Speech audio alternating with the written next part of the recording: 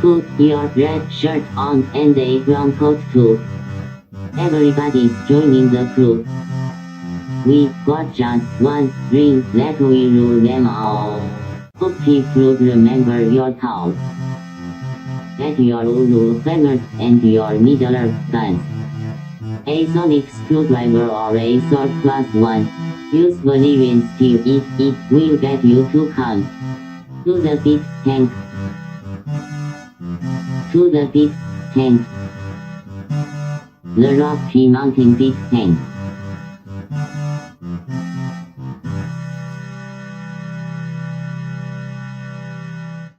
Hi, I'm Guy, Hi, I'm Troy. Hi, I'm Alex. and this is Geek Tank. Your early 90s animated X-Men Rogue's Butt-sized podcast. Rose butt. It's a whole butt gate or dumper gate or whatever they're calling it now. What's happening? So they... You'll have to bring us up to speed on this one. What's that? You'll have to bring us up to speed on this one. Yes, I do. What I haven't been following it too closely, but I guess the old animated X-Men series has a big following just based off of the way they drew the female characters in it, and including a scene where Rogue is like prone and her butt is like prominent and and thick with two C's. And now Disney's remaking that style of animation, calling it X-Men 97 or 97 X-Men. I can't remember which way they put it, but it's because that was such a popular cartoon. Disney's making new episodes, sort of in the same art style, sort of in the same storytelling style, but not as overly objectifying of superhero women body parts. And it's upset the I can't look at our animated butts on Disney. Oh no, my world is shattered. So yeah, it's just one of those things that when you read about it and you're like me, you're like, why is this an issue? Yeah. Because the old cartoon is still there. Right. If you really want to Go look at you can Rogue's butt. Yeah, you can go look at the old Rogue butt all you want. It's any I case. feel like there's a joke here that I'm just not getting around to. Yeah. Because I didn't ever really thought that Rogue would be the butt of our jokes, but Nope. there you are. Yeah. Nah, it's somewhat reminds me of a couple weeks ago, an update went through for Final Fantasy VII Remake, because the Rebirth, the second part of the series came out, and in order to get character designs more in line with each other, they updated some of the cutscenes of young Tifa in the flashbacks, so that way she is wearing like she's not showing as much like cleavage. And there was a lot of people who were really upset about that, or a vocal minority that were upset about it. It's like, oh, and like I was like looking it up, and I found out really quickly a forum of people going, yeah, we're sorry for you. You don't get to see the as pronounced cleavage on a character that's supposed to be 13 or 14 years old. Right? I'm like, fuck right off. Yeah, well. Yeah. Great. Yeah, I'd thing I read with Final Fantasy was that the I guess it was the main creator said that they were happy they got a chance to go back and better build the connection and the story between the two main female characters, because they came across as hating each other, and that was never his intention. He just was a bad story writer, I guess, or never picked up on the social cues that he was writing in there that they didn't like each other. Yeah, and I think I read the same article or something similar where he was like, and like with the expanded remake, and there is a lot more opportunity to show the characters interact with each other, where and so he definitely he had it in his mind to put that in there, which is cool. If we're going to be talking about remakes some more, there was actually something pretty funny. I was reading some commentary by people. It's like, oh well, they've said that they said that it's gonna sit there and lead right into the end of it's gonna lead into Advent Children, the movie, and of course they're not going to change Advent Children, so it's gonna all the changes they've been making, still gonna kind of come back lockstep with that. I'm like, you believe that? You believe that? These are the same people who told you before the game came out this would be a faithful retelling, though expanded, Midgar section of the original game, but faithful retelling. Hmm. And it's not. I was gonna say, I guess that didn't happen. It's not. It absolutely isn't. There is enough change in there where it's like, I'm here for it. I really like the changes they made. That's fair. And the new story that they're kind of telling. And it's like, so they already told you once there's going to be a faithful remake of the first part of Final Fantasy VII, and now you're believing them a few years later that it's going to all tie into Advent Children. I have a bridge to sell you. Yeah. Hey there, Brent. What's up, Brent? Hey, Brent. You missed Rogue's butt. Sorry. Yeah. Now you can find it One of our online. jokes for a while there. Tifa's cleavage, or Yep. Aerith's, or whoever. No, it is. it's Tifa's. Is it okay? Yeah. But yeah, it's like yeah, and like I've already told Nova a few things. Like we've talked about it with like in Persona 5 and some other stuff where it's like, yes, this is cool, and the female character's cool with this outfit. All the characters are kind of like this hyper version of themselves or whatever. And of course I was gonna bring that up, and it's not a remake. it's the new Crow movie. It's Crow 2024. It's just a make. It's different characters. It's a different setup. Yada yada. But no. It was like what was I talking about? I've been drinking. Hyper clothes. Oh yeah, characters. And talking to my daughter about it, it's like, you know what? If that is a person making these decisions for themselves, It's okay. as it is portrayed in the work, that's cool. You know, like if you meet somebody and that's just their style and they're like, they own it, right on. Yeah. But I said, but remember, these are characters who are animated. So there's a team of people writing this character, designing this character, the different outfits and all that. And dollars to donuts, most of the people in production for this game are men. Mm-hmm. So that really kind of pokes a hole in that rationale. Oh, the character's into it. Well, the character's made up. Real people made the character. Mhm. Yeah. And nobody was complaining about Barrett's cleavage not being there. So yeah, I had a friend post a thing about being really upset by the new Crow trailer, and I looked into it, and I'm forgetting which comic it was, but there was a follow-up comic, different characters, and the art style looked a lot like what the new movie looks like. So I'm guessing they took some inspiration from the follow-up comics that came out after the movie and after. There's tons of Crow miniseries out there. The only thing that really bothered me about it was the auto-tuning soundtrack, because I don't like auto-tune. Right. Yeah, and the thing, I mean, I like the Crow quite a bit, and I don't know if I've lamented online, but about this, but it's very difficult to get the original kind of printing of the trade paperback of the original Crow. Most of the editions you can find nowadays are much more recent, and they got a bunch of like stuff added to them. And I was thumbing through it, and I was kind of like, I kind of not like this. It's not like it's the Crow, and then they added a bunch of stuff at the end or at the very beginning and stuff like different concept arts or different story notes. It's like interwoven with it. I'm like, feels like a director's cut type thing. Yeah, but I've not seen this. I've only seen the original because I bought my copy back when the movie came out. Oh yeah. And so that's my complaint about the Crow comic and such, and trying to get it now, at least the original. I like the trailer. It's of course it's a different Crow. They're always going to be different. They do their thing and then they go away. What I am actually really looking forward to is something that I was recently thinking about with, like, especially watching all the John Wicks and some other stuff. It's like, yes, there's going to be CGI bullshit in this, and that's fine. Like in the trailer show them like in the building and all the murder of crows is flying around them. That's obviously all CGI. I didn't train like 10,000 birds to do this, but like I know that some of the special effects are also going to be CGI'd, but it looks like there's going to be a lot of practical effects.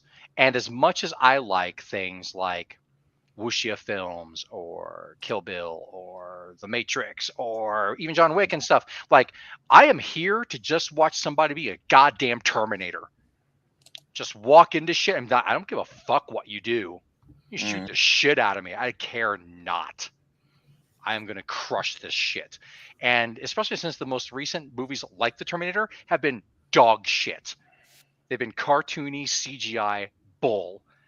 Like, oh, Arnold the T-800 falls out of the truck on the highway and bounces around. I'm like, that what? He weighs like a fucking half a ton. What the fuck? It's like just bullshit. I think there are a lot of things that I'm like that with. I've noticed that, like, for example, Pacific Rim. I just went to Pacific Rim to watch big robots beat up kaiju. I was okay.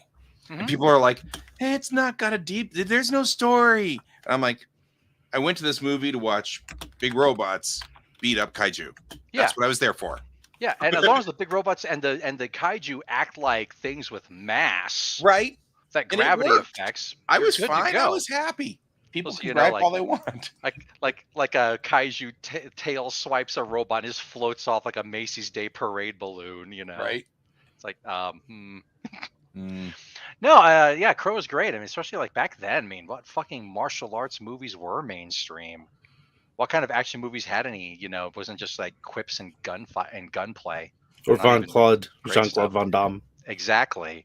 No, I mean, I dug The Crow. We watched. I mean, the Goth Industrial Scene, for Christ's sake. Watched The Crow a bunch of times in the theater. Yeah. Yeah, and Brandon Lee was great. I mean, does this guy look as good as Brandon Lee? No, that's okay. I'm okay with it. Mm-hmm. So. I was just trying to do some quick digging because I wasn't sure if it was a what angle. Skarsgård boys, isn't it? Yeah, it is. It's the same guy who did Pennywise. Oh yeah. So, which, by the way, his apparently you've seen the remake of it, right? No. Oh, it's actually good. I don't believe you. Okay. Well, I mean, I'm not an expert on the books, and I haven't read the book, so that may change my opinion. But I do like Bill Hader's performance, and his use of comedy in scary situations was very believable, of how that person would deal with really frightening moments. Okay. So I don't know. I've seen it at least 2, if not 3 times. I really enjoyed it. I may be wrong, but I feel like Bakudan also really enjoyed it. So I don't know if his opinion would back up my opinion, because I don't know if he's read the book or not. But that's cool. The book's not all that either. It's all right. But I was just trying to see if they are different characters or not, because I just saw the name Draven, and I don't remember. No, it's not. Okay. It's not Draven. I can't remember the main character's name now. That's why I was trying to look it up, but family. Any case, yeah, it's a new. I try to remember that the thing to remember with remakes is we're not the target audience. Yeah. It's a new generation. Well, that's true. But I mean, looking at it, so I like stuff. I mean, there are many things that I like that are kind of bad. You know, I like the Venture Brothers. I like Heroes. I love Fist of the North Star. I mean, for God's sake. So as long as the people kind of look like they've got a clue, and I haven't done a deep dive on any of them, but I mean, the people in front of the camera and the way that the movie shots are behind the camera as well, they seem to have a clue as to what kind of movie they're making. And I'm okay with things to be a bit gonzo and wacky and just lean into it. You know, I mean, if you've read the original comic, come on. Mm-hmm. It is not subtle. Mm-hmm. It is not. It's the same with the movie. It just isn't. And it's just like, we're going to go on this ride. And we're going to have fun. And we're going to go to some places. No, it's I'm here for it. Mm-hmm. I'm curious what Hero of Truth did not like about it. Since they said they didn't like it. I was just curious what the general populace thought about it too, and it did get like a really good rating on Rotten Tomatoes. Not that that's a hard and fast rule that if it does well there, that it's a good movie.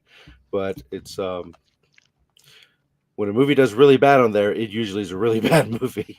Right. Also kind of fair. Yeah.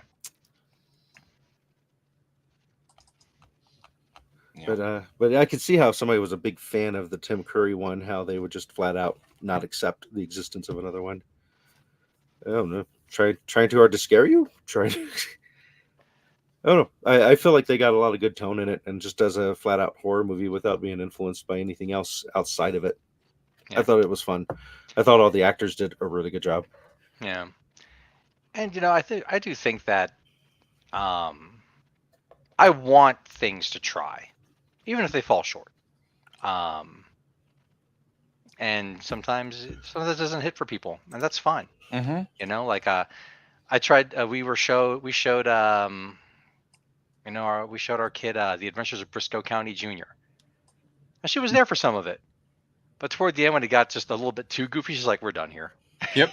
It's like, I'm noping out. That's funny. yeah, sometimes things can be a chaotic mess too. Yeah. Yeah, but no, I'm looking forward to The Crow. I'll totally see that in the theater. Yeah, like I heard about it because of Penny Arcade. Oh. And they were talking about it, and they actually have this thing to say. It's like, let's see, they use a golfing analogy that you have to, and it's for putting. Like you have to go to hit the target. You need to hit it with some momentum, so you have to go past the target. Not hit as hard as you can. That'd be stupid. Going way past is worse than not going hard enough. There's a particular aesthetic, one we refer to as sweet, that attempts to provide an experience so extreme that it's almost self-conscious in its attempt. I would like to say seeing Front 242 last October, or 2 Octobers ago, yes. They're the granddaddies of EBM and also industrial, and they bordered on self-parody, and it was amazing. It goes past to go in. Modern terms for this might float around the try hard or cringe, or the way a lobby can be sweaty. They're kind of doing too much. They aren't complimentary terms. It's sort of a dangerous maneuver and very often ends poorly. This picture here, it's a picture from the original Crow, is sweet, right? So here's the other part about sweet things. There's an entreaty here. That little bit you go past is like an extended hand in a way.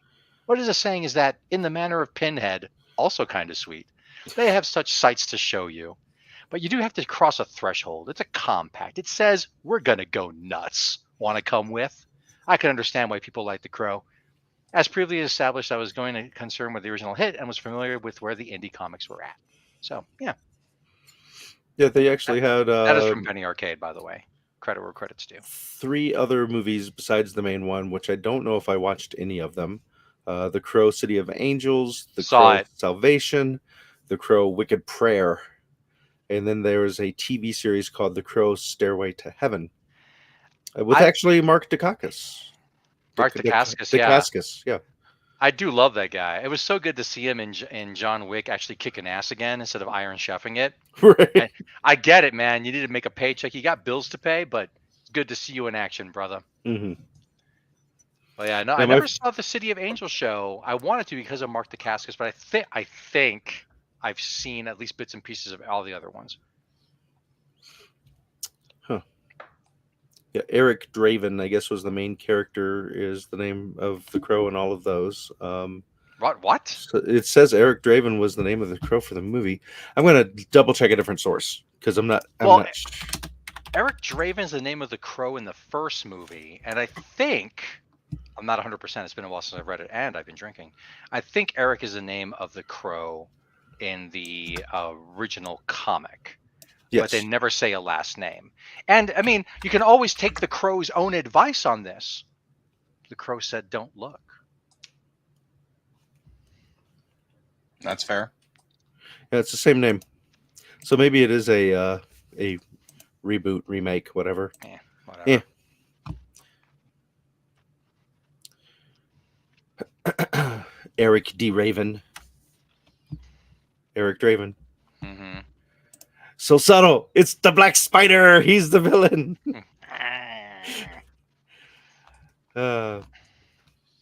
Yeah, the whole soundtrack of the original one, that came out at like the perfect time, and I was exactly the audience for the original one. Yeah, that's So, good. somewhere I've got photos of me cosplaying as the Crow for like one Halloween and dressing up as him to go see an episode of showing of Kill Bill. Uh-huh. Or not Kill Bill, I'm sorry. Not Kill Bill, Pulp Fiction. Sorry. Oh, okay. Wrong time period. Yeah, yeah. Wrong time period, but same Alex. No, it's fun time. Yeah, that was back in the day when I worked at Kinko's, and before working at Kinko's, I also worked at a comedy club and got free passes to the comedy club. And someone worked at the movie theater and had free passes to the movie theater, and we made a trade. And the free passes to the movie theater was basically just canary yellow hard cardstock passes. I'm like, there's no way to identify one from the other. All of a sudden, I have infinite movie passes. Nice. Now, me and my roommate's going to go see Pulp Fiction every night, over Love and it. over again. Love it. So good. Yeah, in case my friend Linda ever watches this, I'm talking about you. And there's some nights we would go out and then get like steak and vanilla Coke as well. Mhm. So, Nah, great film. but yeah, we'll see. I don't want to judge the new movie on the music they use in the trailer, because so often the music in the trailer is not the music in the movie. Yeah. So Yeah, and trailers almost always are terrible. I hate trailers. Because it was the Crow, I'm like, I'm gonna watch it. I'll watch the trailer. What the hell? Usually I'm sort of like I avoid trailers like the plague. I've stopped watching trailers a long time ago just because I have too good of a memory for those type of things, and I'll be in the movie going, well, I know that dude got shot in the face in the trailer, so I guess he's safe until we get to that scene. So, or they give away like too much of the movie in general. I know who the killer is. I was actually talking to some people yesterday. We were talking about I was like saying how I loved how the Fight Club trailer I saw in the theater misdirected you. Just for me and my friends. Yeah. Like the trailer was like, oh, these two guys, they're buff and they underground boxing ring. The Dame comes in and ruins it all. Right. And we went to watch this movie. It's like, that's not what this is at all. This is awesome. Yeah, the trailer was so good at misleading that it prevented me from going to see the movie because I didn't care. I'm like, this isn't my kind of movie. I don't want to go watch these guys beat on each other. And you're like, this is an awesome movie. I'm like, are you sure? You're like, yeah, I'm all right. I'll go see it. And then after finishing it, I immediately called my friend Chaz. I'm like, hey, tomorrow night, what are you doing? Nothing. I'm like, I'm paying your way. You're going to go see this movie with me because you'll love it. So good. Yeah, Fight Club is one of those that it hits really well if you don't know what's going on. So so good. Yeah, and actually, speaking of Fight Club, I watched the Barbie movie for the first time this weekend. What'd you think of it? I enjoyed it. I liked some of the messages it was saying and some of the stuff they did with it. My favorite part was during the end when they're talking about Ken's like, I'm nothing without you. And Barbie's like, well, you need to fix that shit, buddy. And she's like, you're not your accessories. You're not, you don't need me to. And I started going, you are not the car you drive. You are not your bowel cancer. You're not your khaki pants. You are not your khakis. And I'm like, I love this. I never thought I'd be quoting Fight Club while watching Barbie. But here I am. But here we are. Love it. I thought, a mug. I thought Barbie was a decent movie. It didn't hit like as an amazing movie to me, but also I recognized who they were. I recognized their message, which was a good message, and I recognized who they wanted to make the movie for. And all the complaints about it were wrong. Yeah. But it's it's one of those that I'm glad that they were able to do what they did. And I'm a big fan of the person whose name I'm going to totally forget, to prove how big of a fan I am of them, because that's just how I am. We'll come back to this. We'll circle back to this because we're coming up to someone else that I'm a big fan of. There's actually like 3 or 4 of these people I'm a big fan of. Right? Yeah. Right. Well, while we have a break here, I'll go on ahead and bring that up. That's not the right one. This is the one. There you go. Because Geek Tank is sponsored by Kieran Games, Geekway Homes, The Massage Wizard, and your mom. Feel One of proud, these Massage guys- Wizard. Yeah, Feel proud. You're in the crawl, and I'm still not on the credits. I know, right? Ooh. You're not bitter or anything. I'm sweet. I'm loving sweetness and light. You know this guy. Mm-hmm. Oh, knows- there's somebody that needs to be banned. Uh-oh. Bullshit bot. We got a bot. We when are we gonna give we gotta give Brent some like admin power in these things, which I don't know how to do. But hey Bob, totally need to give Brent the ban hammer so he can just start hammering the crap out of everybody that he wants. Hot. Yeah, I know.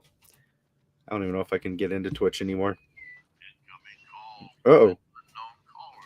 Spam! It's not.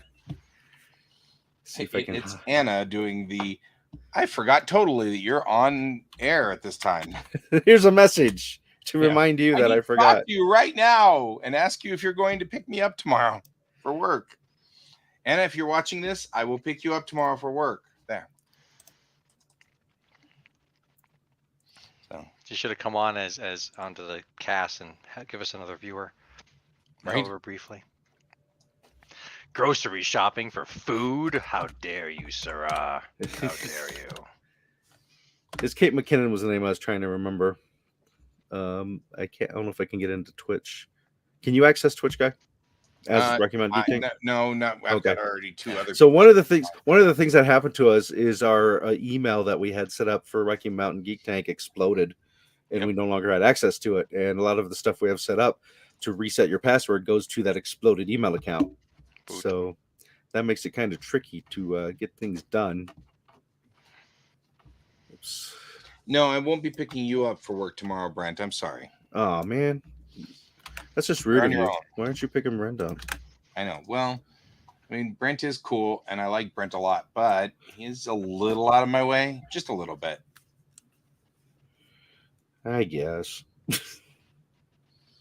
If he's just, I don't know, 1,000, 2,000 miles closer, this would be easier. But you know, this is such a hard.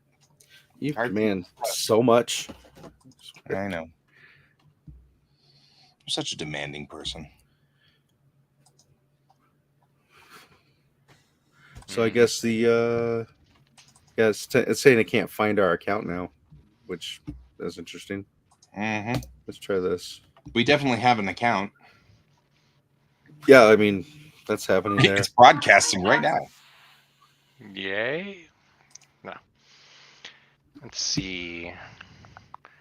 I know that Vanillaware just put out like a strategy game, like a turn-based strategy game. It's supposed to be good.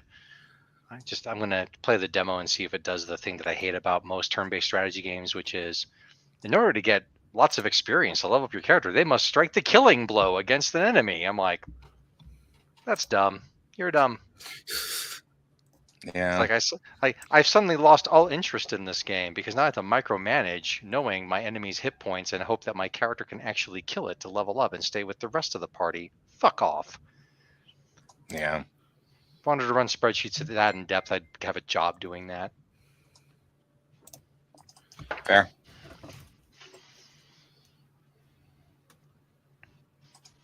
So we shall see.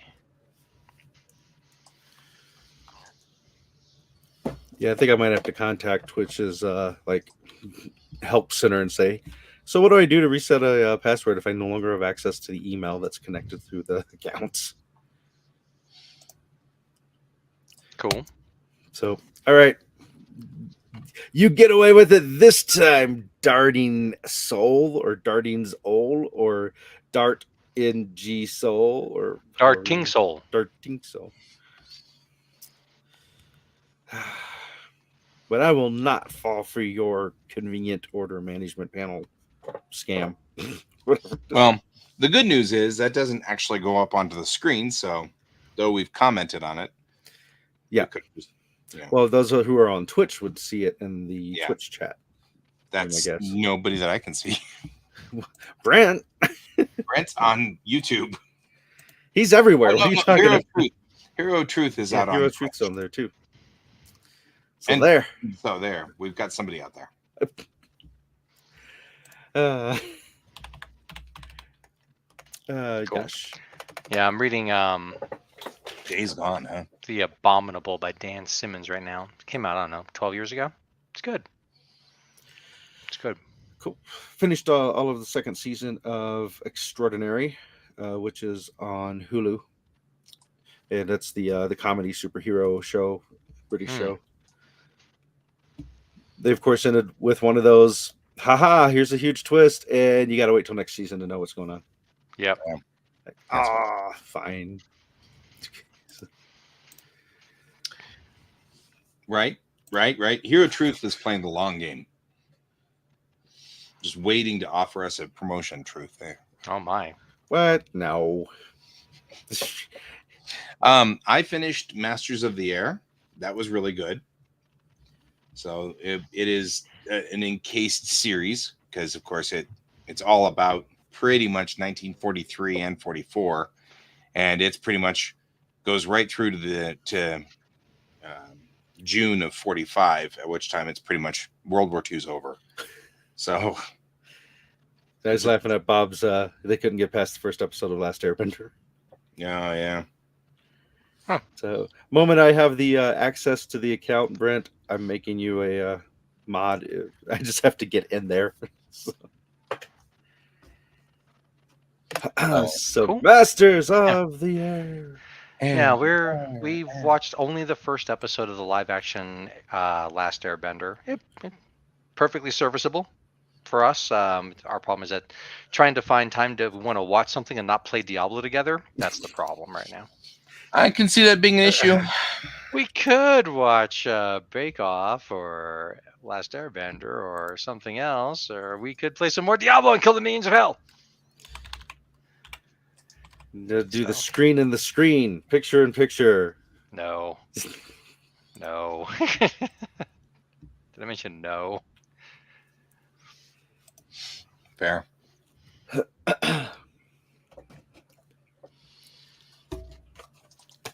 So we have kind of petered out now a little bit here. Your mom petered out. Yeah. Don't get your Peter out. Oh, okay. I know not of these problems. I guess sounds I like we haven't heard anything about it. Sounds like a scandal. Yep. I'm guessing the actor, or is this like a character? Like Probably a the actor. That'd be my guess too. Yeah, the actor that was playing Kang in the Marvel Universe did some bad crap, and now he got the boot. Mm-hmm. Oh yeah. Which, because it's a multiverse, they could easily just replace him with another actor. Right, from Earth, whatever number. Earth, whatever. I don't know if they're going to do that, but right. Probably the best story I heard of an actor being replaced was in Army of the Dead. I believe it's called Army of the Dead. Let me double check that I'm getting the right movie here. But yes, Army of the Dead. There was an actor. I don't know the full scoop on what they did, but apparently they did something pretty bad because this was being made around when COVID was being made. A lot of the scenes were shot individually on green screens. And so what they did is they just completely removed every scene that this guy was in and got Tig Notara to take his place, filmed all of her scenes basically by herself. She never interacted with any of the other actors because it was after the film was done. They went in and edited her bits into the movie.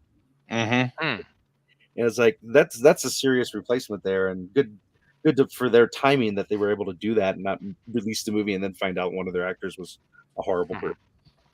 Yeah. Yeah, Wizards is having troubles. Who knew? I mean, when aren't after they fired a ton of people right before Christmas, top to bottom, including people who were like, "Oh, I'm the head of the basically fan liaison department. Oh, I'm the person who does all the setting up for the licensing to do the commander decks and the cross property commander decks and also the secret layers. Oh, we fired those people too. What could possibly go wrong? Yeah, fuck them. I actually stopped. Once that got announced, I played MTG Arena for another week. I'm like, you know what? We're done. You know, I'm not buying any more product from Wizards. I mean, at least not directly. Right. Oh, well, he doesn't dress like them. He's totally dressed like them. But also Sokka being a sexist asshole and thinking that he's fucking God's gift to strategy. That's in universe. My daughter watches that show constantly. Oh yeah, over and over again. The problem isn't that. The problem is that Netflix has toned Sokka down. That's the issue. Oh. So he's not as sexist and a jerk, apparently, in the live action. That's okay. I'm fine with that, especially since they probably aren't going to have as many episodes as the animated does in order to have longer draw and character development. Yeah, probably. So, yeah.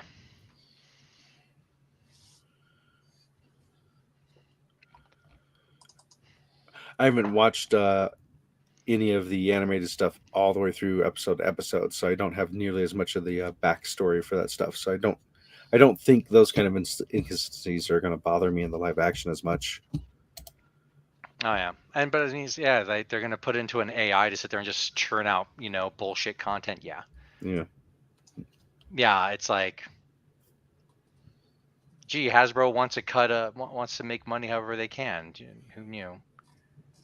But yeah, it's bullshit. It's like how it trains using people's work, and the artists and people who did the work are supposed to feel grateful or thankful it's being used to train AI and just churn out bullshit. Yeah. I'm aggravated that they've installed an AI thing on my Windows. I don't know how to uninstall it. I'm irritated. I'm sure I will figure it out at some point because it'll really drive me crazy. But for right now, I'm just irritated. So speaking of the AI thing, that reminded me of not too long ago, I had actually never heard the full quote because people would never say the full quote. They only say the first part of the quote, which is imitation is the sincerest form of flattery. Right. There's more to it Mm-hmm. because that first part, the first part of it makes it sound like, hey, it's cool that I'm copying you because I'm flattering you. And Right. so that's the part you always hear. There's more to it. And this quote, by the way, is by Oscar Wilde. It's imitation is the sincerest form of flattery that mediocrity can pay to greatness. So nice.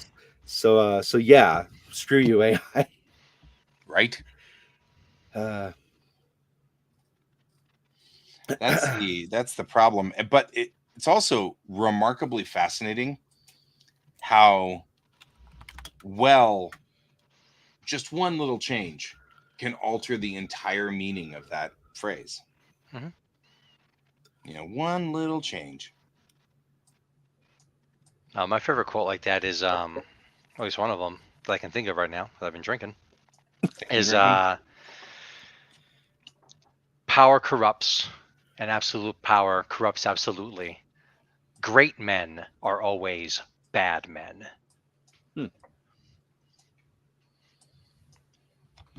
Interesting. Meaning that great men are always have absolute power? No, it's just that men getting power or people getting power and wielding it to aggregate more power are bad because they do bad things to get the power and or to keep it and or to aggregate more. It was in reference to some kind of like real estate scam conglomerate bullshit. Wall Street Journal. I'm sorry, I'm looking it up right now. Yeah. Lord Acton. Yeah, Lord Acton. There is another great quote though. It's like, and it's from the guy. It's from Richard Nixon's biographer, and he, in his foreword or his introduction to the biography, he writes something along the lines of, "I once thought that power corrupted. I've come to believe, though, that power reveals."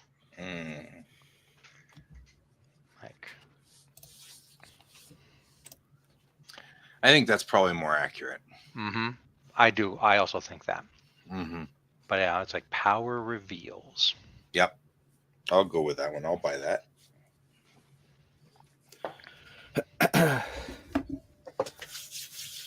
Okay, Brent. So what happened? Uh-oh. Did it name itself Skynet? Oh, he's trying to get an AI bot to hang out on my shows and talk to me automatically. Because he's tired of doing it himself. Right? He's tired of doing it himself, so he's trying to make a proxy to hang out on my show. That's right. No, guy, I really like your show. I'm there every time.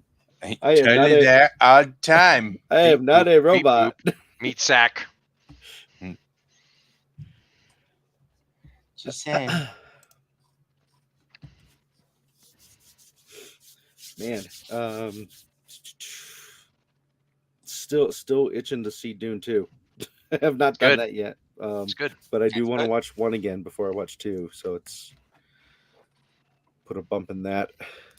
And of course, I'm working all this week, which is like everybody works. Got Hulu. I know. I could watch it On at home. Hulu. Yeah. I just want to. I don't want to just watch it when I'm tired. I want to give it its appropriate respect.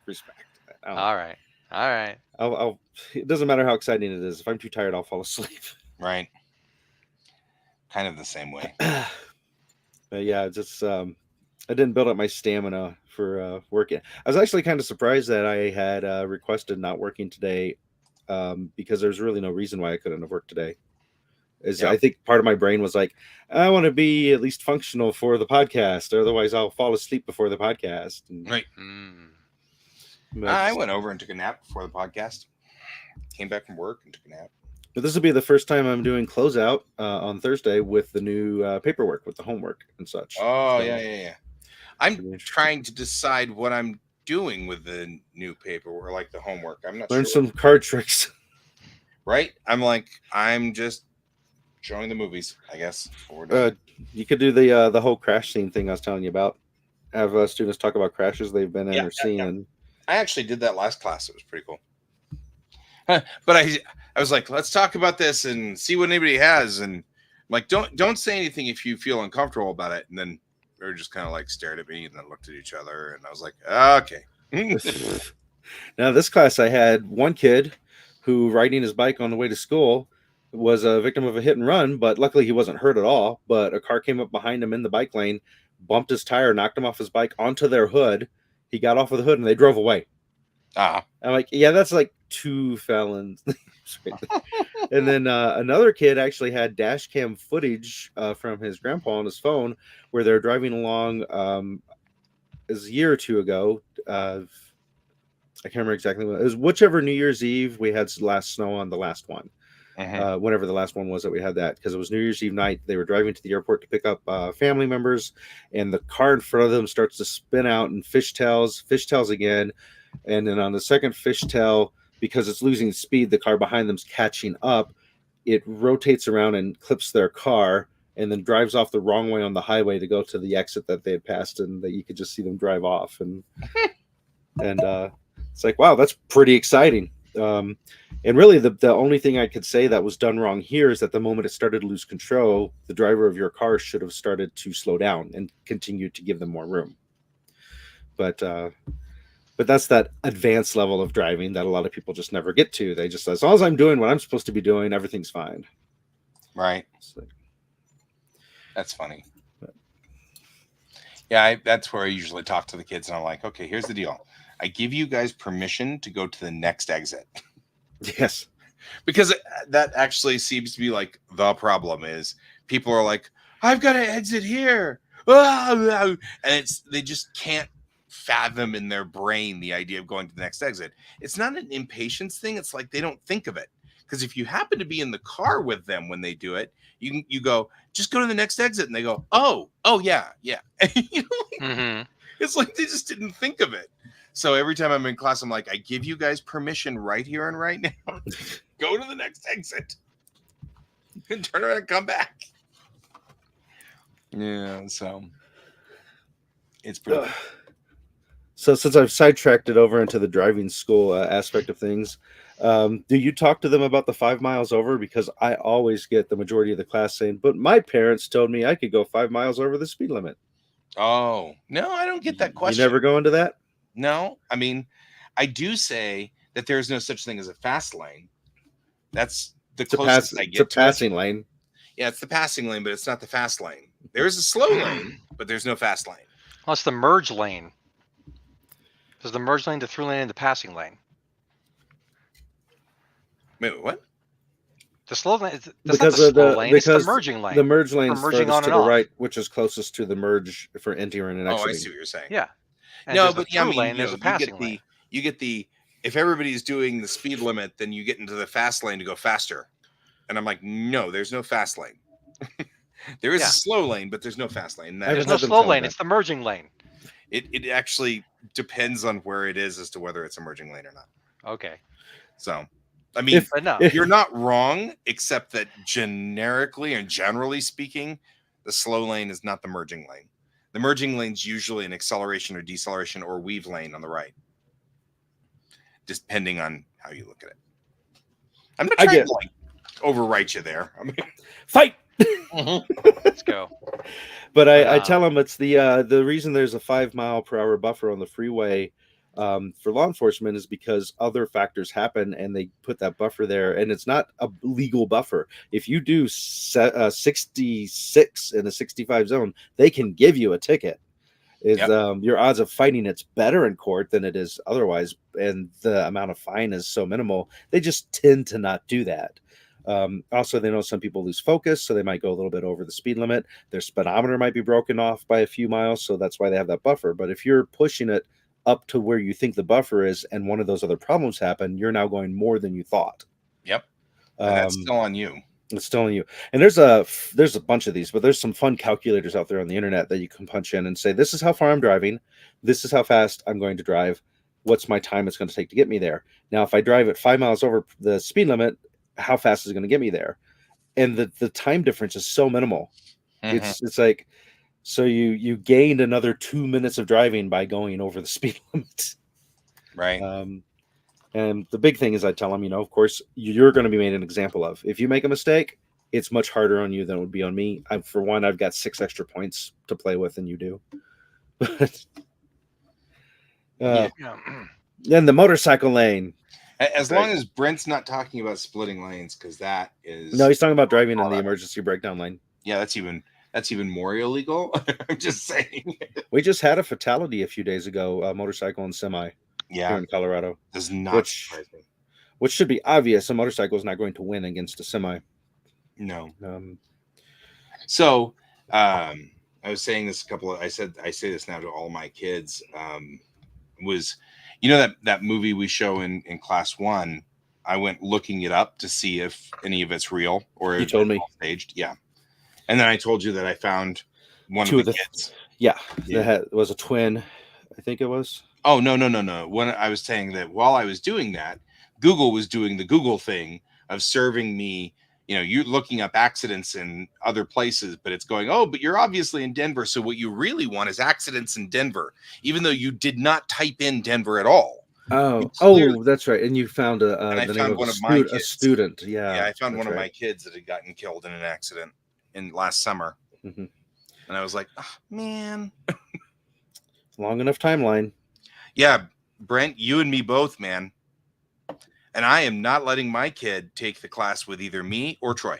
I'm going to pawn my kid off onto like Jake or somebody. Because I'm sure that both Troy and I would be fed up with the kid really quick.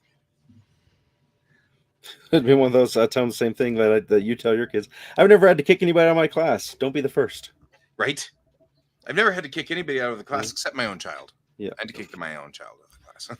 Yeah, see, whereas with Taryn, I'm actually going to try to request for him to be in my class because I think I could handle him better than any of the other That's teachers. Fair. So I also feel like that's kind of different, though. Yeah, it is. So everybody's like, why is this 18-year-old in here? No, he's just really tall. Great. So the both of you really have fun at the yeah, Brent will teach your kid. Right, there you go. That can't end badly. So both of you seem like you had a lot of fun last D&D game. Yeah, we really enjoyed that game. That was a really good game. It was actually funny because after we drove home, Kevin, who apparently wasn't part of all these discussions that had gone on, the next day, Kevin and I happened to be together or whatever. And he's like, "Are you having fun in the game? Because you're not really engaging a whole lot." And I was like, "I'm having a blast. It's just that Ivy only had one scene, but that scene was super powerful. And so, like, I only had one, but it was great. And it was worth the entire night, of sitting there and going with the whole thing and everything like that. That made it just absolutely awesome. So I'm trying also not to take over the game. I mean, I have a tendency to I know you guys are shocked. I have a tendency to take over Geek Tank. I have a tendency to take over conversations. So I'm actually actively trying very hard to not take over the game. I think the trick is to find the balance.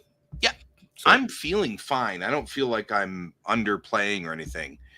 That was Kevin's observation. I'm like, no, I'm feeling. And you were just cranking out lots of homework too. So yeah, I was working on my damn homework. Still homework working. So many homeworks. Good thing it's spring break because I can catch up on my homework. So anyway, well, cool. I'm glad that you folks had fun with that. Yeah, it was a good game. So good. For those who are listening, there's one of the players has the ability to jump through time and witness scenes that have previously happened and influence those scenes. And so this game was actually 5 levels of jumping back, which was almost a year and a half of gameplay of time jumping back and witnessing a different situation of how things could have turned out. So kind of like a what if episode. So yeah, it was really cool. And now we're coming up on the major hit team mission game, because you've got all the wizards and stuff working on how to infiltrate the giant airship. I thought, I mean, this was obviously like our character not knowledge of this, but when we did the Lords of Waterdeep thing, I thought they were going to send us off to some place, not airship land. Yeah, not airship land. Like they wanted to know that that we were competent, though they should already know that. But whatever. They're slow dumbasses. What do you expect? Fair. It's funny. We want to change. We know things have to change, but we want to hold on to as much power as possible for ourselves. Yep. Yes.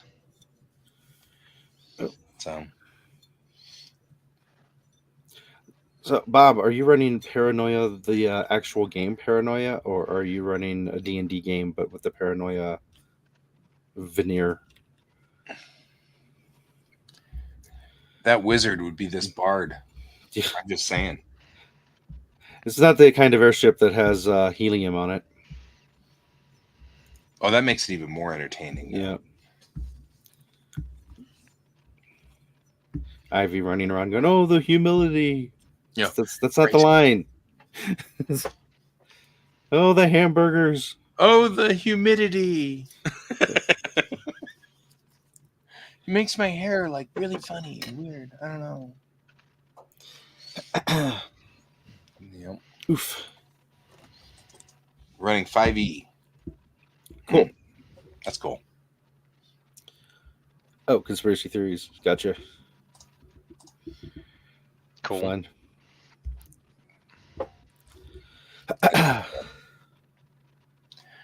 Yeah, there we are. Well, here we are. Yep. So you're going to be doing more drawing, or are you going to be doing your homework online? I don't know what I'm doing yet. I've been poking around trying to figure out what the heck I wanted to do, and I'm still not sure. So I guess I'll find out when I get there.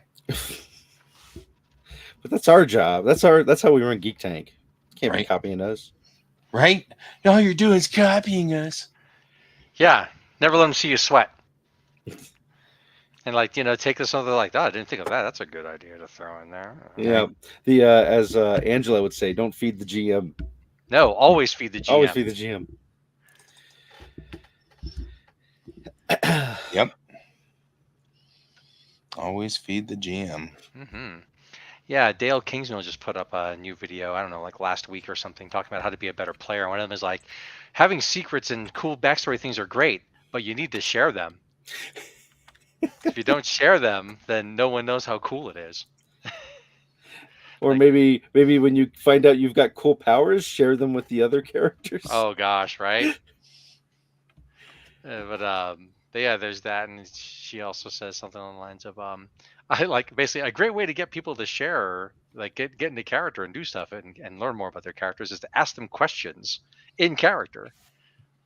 You and I pulled the straws for doing this watch together. Cool. Well, let's talk about stuff. You almost died last week.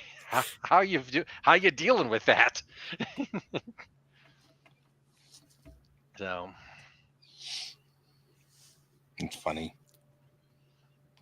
So yeah, no, very cool. But yeah, no, we had one of our probably the first person to start manifesting their special GM powers. Didn't tell the rest of the group for Mini months. games. Yeah. A year? Yes. After 2 other players had developed their powers, they finally came around and said, and maybe I should talk about it since everyone else is talking about their powers. Right. Yeah, that's about right. Yeah. That's a fun thing. So I can't remember. This has come up a couple of times in previous episodes, but Alex, you said we should cover something in an episode, and I'm trying to remember what it is, and we keep not devoting time to it. And Oh. I don't remember if we were going to do a Tarantino deep dive or. I think we definitely talked about Tarantino's new film like last week, I think. Yeah, so that might not have been it, but it feels like it was. Like there's that, and then like I wanted to talk about like some accessibility stuff. Then Guy and I talked about that because you were feeling sick or tired.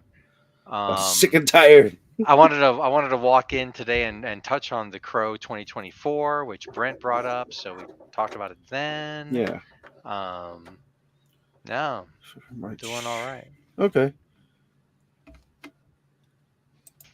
Silly me trying to plan ahead. No, I mean I like planning ahead. That's what you want to talk about. That's what I was trying to figure out. See, March 25th. Group. Yep. Brain dead. Right. Yeah. All right. The passing lane. No, that's just because it's scrolled up backwards that direction. Well, we'll figure something out and hopefully not dive in too much into something we've already covered too much previously in other shows. Right. Might be time to find a guest.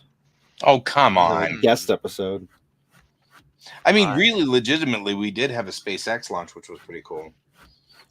I think the funniest part about the whole thing is it went 95% the way it was supposed to go. But because that last 5% was screwed up, the FAA has grounded them. Oh. And then it's starting an investigation into SpaceX. Interesting. Well, did that last 5% cost people their lives? Nope. Okay, because that would be... That the what had happened was the rocket went up, separated, the hot staging worked. The first stage came back down, landed correctly. The second stage went through all of its maneuvers. They opened the cargo bay doors. They closed the cargo bay doors. They did all the things they were going to do while up in space. Mm-hmm. And then it re-entered. And then during re-entry, it lost contact with the Starlink system, the Starlink satellites, or SpaceLink, or whatever those satellites are. It lost contact with them, and then that lost it control. And so instead of splashing down in the ocean under control, it splashed down in the ocean out of control. But it splashed down at exactly where it was supposed to splash down. It just did splash down in like an elementary school. Yeah. So okay. Just did it out of control instead of in control. So yeah, it's funny because the FAA has grounded them until they can do an investigation. And I'm like, you guys do know how SpaceX works, right? They're going to call that one a super success right there because they're they got the FAA playbook and they're following it step by step, right? It's like, wait. Yeah, I mean, it is part of the commons, and if you're going to have somebody working in the commons, they got to make sure their shit works right. Yeah. Because Yeah. in the event that it lost control earlier in its descent and went way off course and did land on elementary school, you know what people were complaining about? Why didn't the FAA do something about it the Yeah. last time? Yep. Yeah, except that of course it was in the middle of the ocean, so finding an elementary school would have been very difficult. This time, that's This why I said time. if it loses control earlier in its descent and goes farther off course, because small changes with more time and velocity make big changes, right? That's how levers work. Yes, and though that's true, I feel like it would be really remarkably difficult. But that's not a problem. I agree with your concept. I'm not The disagreeing only with way it's a problem is if they find something horribly wrong and then they shut down SpaceX. Otherwise, this is just a mild inconvenience. Yeah. Oh, yeah. But the problem is that SpaceX is of the theory of fail faster, and that's the whole point. That's the mission that they're running, and so I'm kind of like, should they be like trying to get a different? They're just trying to make sure that their failing is not going to be catastrophic. You can fail as much as you want as long as it has no negative effect on anybody else. And so when their failing starts to get outside of their radius of safety, that's probably why they're concerned about that. I understand, but I mean that actually, I get what Alex was saying. But they launched from Texas and head out over the ocean, and they had control of it until the moment that it was coming down into the middle of the Atlantic, and at which time it was literally over nothing. There wasn't even islands out there. The FAA is probably concerned I about what get if you lost control on the way up. Yeah, well, they lost control of the other one on the way up. They blew it up. They lost control of Flight 2 after they'd separated the hot stage, and they blew that one up and stuff like that. So, I mean, really, I think the FAA is only mad because they didn't blow it up before it crashed. But, you know, it's like, but they were sitting there going, why blow it up? We lost control of it just as it was about to crash in the ocean anyway. So we're just going to let it go. Okay. So when was that the previous launch that they lost control of it as well? Yeah, they've lost control of it every time so far. Okay. They just, every time they lose control of it, if it's in any kind of threatening area, they have blown it up so that it won't do anything.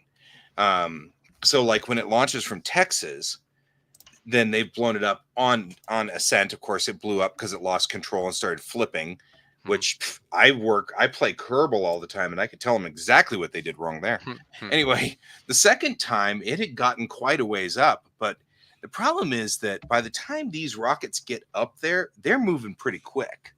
So they're covering a lot of ground. And so it's not like they're right over the coast of Texas. You know, by the time it got to a speed of any speed at all, it was already past the Gulf of Mexico and already like past Cuba. And that's when that one had to blow up. And this one, they made it all the way up, did all of their maneuvers, did everything, came back down, and it got lost in the ion trail. And I even think,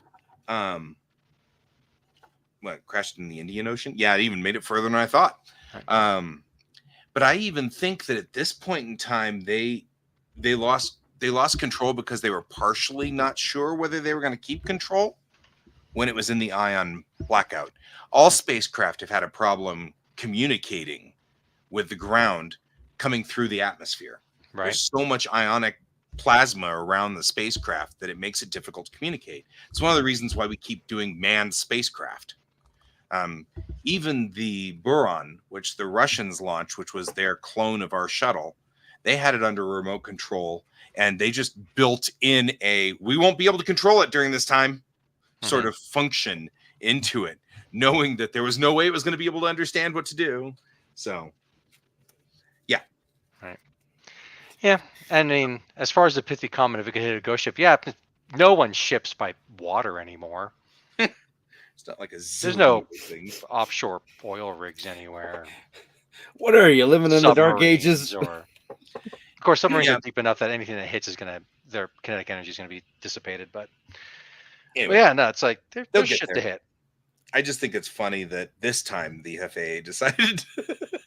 Maybe they were like, okay, we've got your dozen lost control punch card filled. Time for an investigation, guys. You've got all the punches are done. You have to get a new card. Yeah. Maybe with all the other stuff with like tires falling off of airplanes and such, so like they know that there's gremlins in play. Right. That's why they got to get out there and start looking. Gremlins. Yeah, and I didn't mean to overwrite you guys. You guys have a good point. I find it silly that they picked this one to get mad at. I'm going with the punch card theory. Yeah, that's good. I'm good with that. So I guess it's settled. We're getting Elon Musk for our guest next week. Oh dear Right. Lord, can we and kill? then- I mean, And then he'll shut down our show like he did Brian Gumbel's thing. His show he hired Brian Gumbel to do a show on his channel, and to start with, he interviewed him, but he didn't like the questions that he was being asked in the interview, so he just canceled his show before it even aired. Right. It's like, oh, that's good truth in journalism there. So we're just saying. That's what you get if you're a journalist and you're interviewing someone rich. You got to follow their questions they give you to ask. Oh my God, Bastard! Such a fucking douchebag. Yep. Ding ding ding ding ding. All right. Well, you know go what? have fun I'm on your 8 minutes show. over. That's right. I got to work tomorrow, so I'll see you another time, Alex. All Later, man. All right. So That's all the time we've got for today, and all of us are going to bug out. We are. Until next week, I've been Guy. I've been Troy. And I've been Alex. And this is Geek Tank.